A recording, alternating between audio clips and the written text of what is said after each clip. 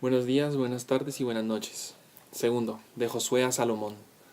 Josué recoge la herencia de Moisés, pasa el río Jordán y procede a la conquista de la tierra de Canaán, del 1220 al 1200 aproximadamente antes de Cristo. En torno a los antiguos santuarios se transmiten narraciones que exaltan algunos periodos de la conquista de la tierra. Nos las encontramos después en el libro de Josué, pero también otros episodios más relevantes sobre tiempos posteriores, recogidos en el libro de los jueces. La misma legislación se va desarrollando a través de aplicaciones de la ley fundamental dada por Moisés en el Sinaí y de acuerdo con la nueva situación del pueblo que se ha vuelto sedentario. Con la llegada de la monarquía se inicia la historia oficial de Israel, que tiene su correspondencia con los documentos extrabíblicos. Saúl, el primer rey 1030 al 1010 aproximadamente, acaba trágicamente. David, del 1010 al 970 aproximadamente, conquistó Jerusalén y la convirtió en la capital del reino. Salomón, del 970 al 931 aproximadamente, construyó el famoso templo y favoreció el desarrollo cultural de Israel.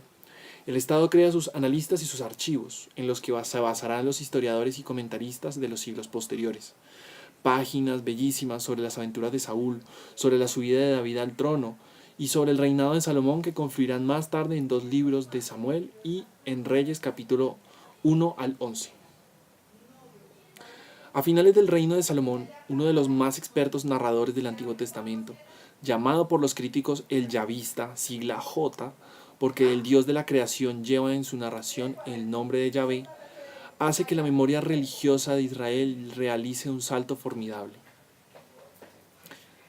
Sobre la base de antiguas tradiciones orables y fragmentos poéticos puestos ya por escrito y llevando a cabo una relectura crítica de los mitos cosmológicos de las culturas circundantes, el yavista redacta una historia de la salvación que, partiendo de la creación y pasando por la historia de los patriarcas y de Moisés, llega hasta la entrada de la tierra de Canaán. Análogamente, un siglo más tarde, un autor desconocido que los críticos llaman eloísta, sigla E, por el nombre de Elohim dado a Dios en sus narraciones, recoge las tradiciones orales desde Abraham a Josué, que habían ido cristalizando en las tribus del norte tras la división de los dos reinos, Samaria y Judea. El genio hebreo que ya se había manifestado en cantos épicos, por ejemplo, el Cántico de Moisés en Éxodo 15, el libro de Justo citado en Josué 10 del 12 al 13, el Cántico de Débora en Jueces 5, etc., canta himnos religiosos. La composición del libro de los Salmos, iniciada en David, terminará en el siglo II a.C.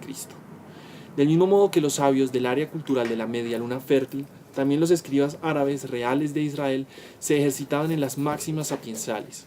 Así es como se formó la parte central del libro de los Proverbios, capítulo 10 al 29, cuya última redacción se hará después del exilio de Babilonia.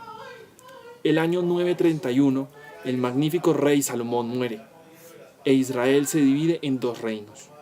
El del norte, con Samaria por capital, que durará 2 siglos aproximadamente, y el del sur, con Jerusalén por capital, que solo sobrevivirá durante 150 años, hasta el 587, fecha en que Jerusalén fue asediada por Nabucodonosor y destruida juntamente con su templo. Israel fue deportada a Babilonia. Buenos días, buenas tardes y buenas noches.